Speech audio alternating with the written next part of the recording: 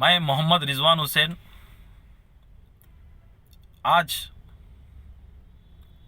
देशवासियों से चंद बातें शेयर करने आया हूं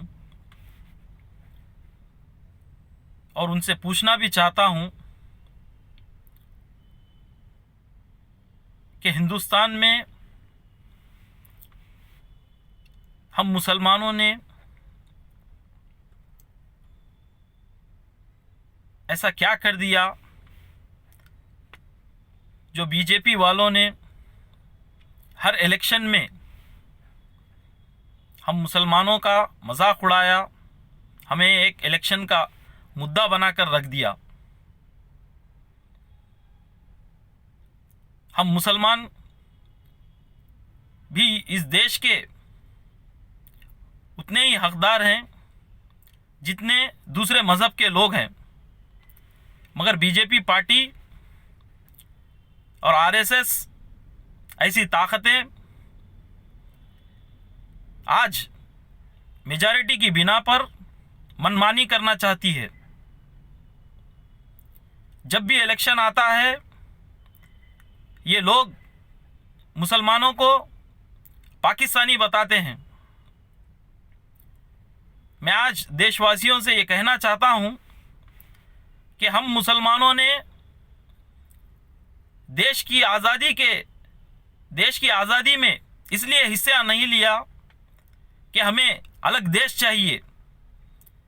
हमने और हमारे बड़ों ने देश के लिए इसलिए कुर्बानियां दी ताकि हिंदुस्तान आज़ाद हो।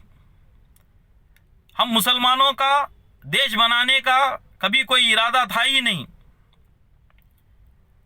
उस वक्त की क्या मजबूरियां थी ये आज हमें मालूम नहीं, जिसकी वजह से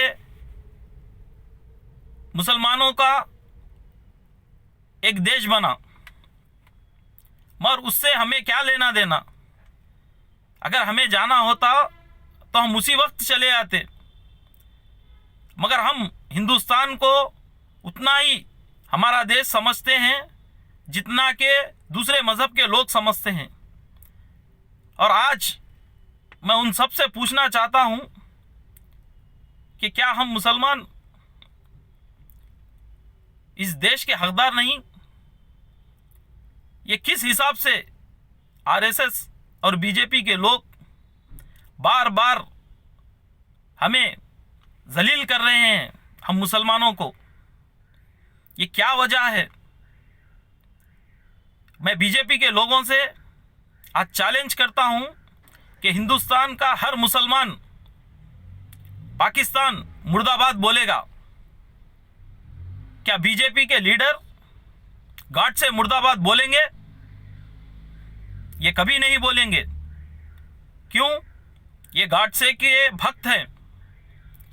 वो गार्ड से जो हिंदुस्तान की आज़ादी में गांधी जी ने जो रोल अदा किया और जिस तरीके से हिंदुस्तान को अंग्रेज़ों से आज़ादी दिलाई, उसके बाद गॉडसे ने उनका कत्ल कर दिया।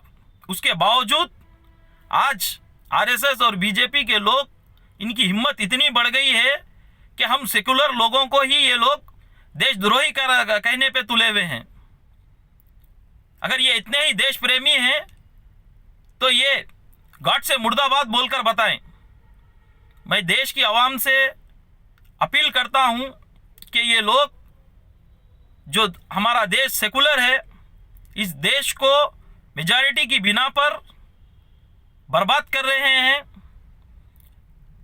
ऐसे वक्त में हर मज़हब के लोग बीजेपी और आरएसएस के खिलाफ आवाज उठाएं और देश प्रेमी होने का सबूत दें। जय हिंद।